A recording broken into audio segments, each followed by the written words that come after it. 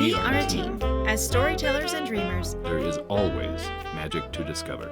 Once upon a time, a Las Vegas showgirl and a comedian magician figured out that even with different perspectives, our adventures and experiences together are really just one big caper. Am I starting? I thought that's what I just decided. Is it? Oh, okay. How do we start this thing? I told you this is not a good week. I'm glad it's today. All right. Welcome back to One Big Caper podcast and video cast TV YouTube thing? channel YouTube thing. Yeah, channel. One Big Caper. Woohoo. Today's Why am I having such I think it's because I didn't do my ritual. I did. Oh. There was a very important part missing from my ritual. Which, can you say on camera? Yeah. Okay. My playlist. Your playlist. I didn't You didn't play. listen. Yeah. You didn't hear it. No wonder. And we get thusly to what this episode is about. Yeah. So these are things that people don't think about when they are watching a show. They don't, well, maybe some people do, are curious, like what performers do to get ready for what they're doing, you know, like I'm sure that the sports channels show what athletes do before they get ready for big games and stuff, and they have like that behind the scenes. It's a curiosity. I can tell you as a performer, I think about people preparing for various roles, whether it's generally stage, I suppose, but I'm sure even film actors do have something. their rituals. Yeah, like Daniel Day-Lewis is a method actor, so he gets into his character and he stays that way through the entire filming of the entire production of the movie. So sure. So that's intense. Intense, like circuses. Like circuses. Are intense. Yes. We are thusly getting to the working title of this episode, and what it is about. It's about ceremony, rituals, and superstitions. And the reason this came up was a couple weeks ago, I had a really bad day at work. And I couldn't figure out why it went so wrong. And then I realized that I did not have my rocks in my pocket. And for those of you who are new, if you're new here, I am pretty woo-centric. I have a lot of spiritual beliefs that are more in the Wooniverse. The Wooniverse? Well, okay, that's Colette Baron Reed's. You didn't coin that one? No. Okay. So anyway, I realized that I did not have this special collection of stones that I had collected and curated. One item being a copper coin that you gave me for Valentine's Day. Yes. That is the moon. It is 1/1200th scale of the moon or something like that. Maybe it's more. The scale. Smaller than that, I think. Smaller? Yeah. Okay. Nevertheless. Anyway, I didn't have my rocks in my pocket, and the day went completely to shambles. It was one of the worst days I've had at work in a long time. And so that made me realize, even as I'm doing a job that is not a performer job, or a job that requires me to get on stage, where it is kind of a stage, but it's a different kind of stage, I do have superstitions around performance, or I don't know what the word is I'm looking for. I guess it is how things play out. If you've managed to get to know us by now, via in person or any previous episode, you know that I am a skeptic, and I don't necessarily have a belief in magic rocks. However, I can certainly admit I'm not. The rocks. I'm sorry. Yeah. I'll apologize. I do have my rituals and ceremony to get ready for, especially a stage show. Yeah.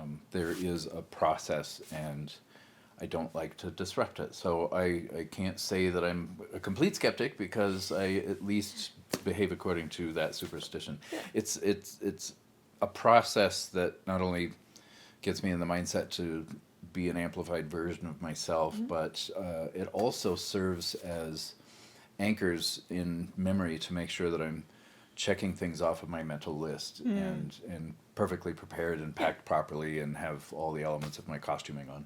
Yeah, yeah. So I think for your instance, I got into a routine even when I was doing burlesque, but for your instance, if you packed 3 days before a show, you would definitely forget stuff.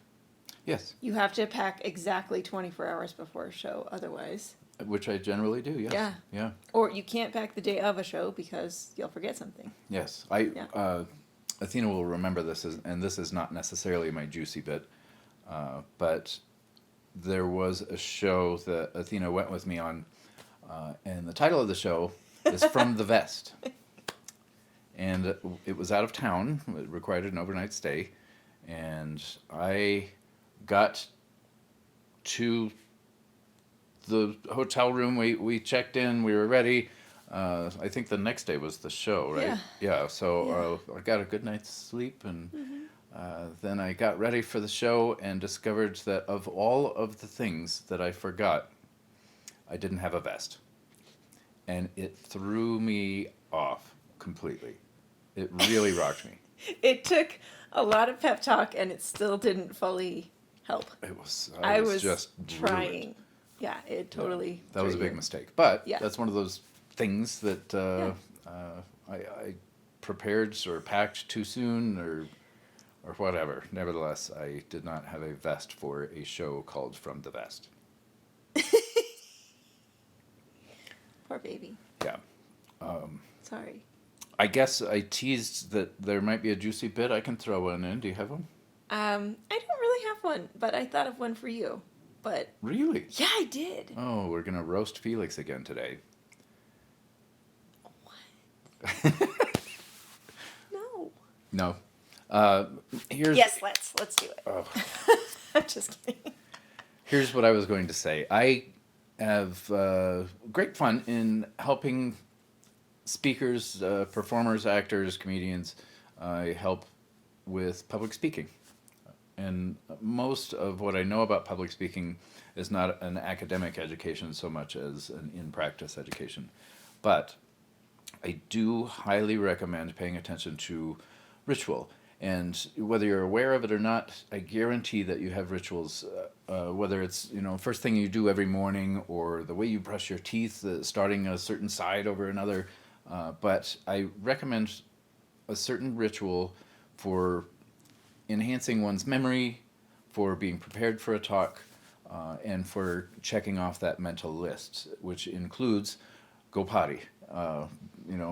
Empty your bladder before you get on stage. But Can I interrupt real quick? yes. I just want to say that my body has been trained to say, you didn't go before, you gotta wait. Oh, sure. Yeah, that comes with training. I mean, Yeah. you have no choice at Nope. a certain point. But, You gotta get on stage. Yeah, yeah. Yeah. Okay. I've go been ahead. there. Keep going. Anyway, part of that ritual, and I'm just going to give you an extra little bit here, is the assignment of scent. And I can tell you that Athena, the last thing that she did to get ready for this episode was to put on perfume. Hey, And wait. I thought you said this was your juicy bit. well, I'm not roasting you. I'm just saying it has helped me because that familiar scent puts me in the right mindset for doing this kind of thing. Oh. Yeah. So if I it's- forget to put it on. it may throw me off. Yeah. That's interesting, right? Okay. Yeah. Yeah. So I recommend to my students that you come up with a scent that you can assign with memorization of a particular subject. So a unique scent. You can go through your spice cabinet, you can go through your soaps, find something that is, pleasant, but not something you smell all the time. And as you're absorbing information, have that around. And when you're done with your study session, seal it up and get rid of it so that when it comes time for stage, in the delivery of your presentation, you can put a little bit on your hand or on your chin or something so that you have that scent and that familiarity of absorbing the information. That's your juicy bit, huh? It's a little psychological trick, but I think it's useful. Well, it's a little bit of coaching to our audience here. Yeah. So you want to roast me now? Yeah. Okay. We're going to push pause for a second. What else do you want to say about ritual? Oh, are we back? Okay, we're back. Yeah. We've determined that my suggestion of a juicy bit was not an appropriate juicy bit. And not saying It's appropriate, it just didn't actually, it's not juicy bit. It's essentially my need to have my costume complete, which I suppose relates to the vest story. Yeah, well, as Showgirls, I talked to episode 2 and episode Showgirls Life. Of Showgirls Life. Episode 2, Eileen Ryan Scott and Rachel Zinn, who is episode 3. Both friends of mine who were in the show at the same time. And they both said, you know, if you forgot your bracelet, you felt naked, but we were already topless. So That's funny. yeah, if you forgot one of those huge like body chains, you felt really naked and really exposed because you feel some sort of safety. Like as a topless dancer, part of the safety is like an underwire or the body chain. You don't feel fully exposed, like your parts aren't out. But anyway, same thing. Like I would put my left sock on, my right sock, and then my left black shoe, and then my right black shoe for top hat. And the one time, 2.5 years into doing the choreography, I forgot the choreography on stage. I don't know how that happened. I cannot tell you. Just blanked. I just blanked on stage, and I had been doing that choreography for 2.5 years. Just blanked on stage. I bet that I put the wrong sock on, or I put my pant leg in the wrong. I'm very like superstitious about that stuff. I would call it superstition. I don't think I'm superstitious, but even when I put my makeup on, I put my left eye. Everything goes left, right, left, right, left, right, left. I don't switch it up unless I have a eyelash issue, and one eyelash decides not to work, and I have to take it off. It feels really weird to take it off and put it back on after the other one is already on.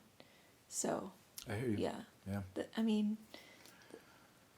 For me, I guess it's part of like maybe root chakra stuff, feeling safe or feeling secure when you have like certain things a certain way. For my girls, I believe that they are super confident because I was really like almost a drill sergeant about their bedtimes and wake times and nap times. Like I was just like, this is how it goes. And they knew certain like cues, the lights were, it was like getting darker. Oh, it's bath time. Okay, it's going to be time to go to bed. You know, they knew there were certain cues like bath and then a story and then a song and then mom tucks me in. And I think it's just part of our nature. This is why I think ceremony and ritual is so important in cultures, is that it's like a foundation of safety and security. Maybe that's what it is. But as performers, like we've developed our own. Yeah, Sure. I carry rocks in my pocket. Yeah. They're magic rocks. I support your magic rocks. I just have my own belief system, and like I said, clearly I would be a hypocrite if I said there's no such thing, because I definitely have my rituals and ceremonies in preparing myself for a show, especially. Yeah, maybe that goes into more law of attraction. What you believe or focus on, or you focus your attention on, exists or is real. I think it might have a relationship, and forgive me for this, but I think it might have a relationship with our instinctive need to find something else to blame when things go wrong. Like my rocks. It was my fault that I didn't put them in my pocket. I think there's an instinctive need, especially in this culture, to find someone or something else to blame. It happened again, though. Like a couple days later, I forgot to put them in my pocket, and then I stopped everything, went and got my rocks, and then things started to improve. Like stuff started to snowball into.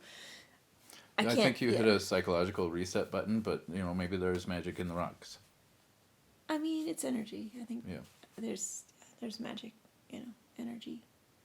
Yeah, but I have my rocks. And pay attention to your rituals over the next few days. Just kind of have a little more self-awareness about your rituals and let us know. And I'm always curious what you think about these subjects, and certainly welcome your feedback. Okay, and I'm going to add this thing. Notice which hand you brush your teeth with or brush your hair with or whatever, and then try to change it and see what happens. It's hard. Number one, it's hard. Number two, it's called a pattern interrupt, and it causes different synapse in your brain to fire. Yes. Mindset coaches use that tactic with their students. Hypnotists use it. Yeah. Interesting. So it's like if you want to cause change to happen in your life, then maybe scrap some rituals or sure. Yeah, that's a great point, and maybe where we should leave it, and that is that when you disrupt those patterns or change your ceremonies, you can use that to affect change in behavior, thought processes, urges, habits. Yeah. Experiment with that and let us know what you come up with. Yeah. Give us a comment or an email. Yeah. Yeah. Thanks for tuning in. Thank you. We can't keep doing this without you. Give us just a little bit of your time by subscribing, sharing, rating, or talking about One Big Caper with someone else. We truly appreciate your support. We want to hear your stories. Visit onebigcaper.com to get to know us even more. This episode of One Big Caper was published in 2022. All rights to broadcast in whole or in part are the property of Gazellas Productions, LLC.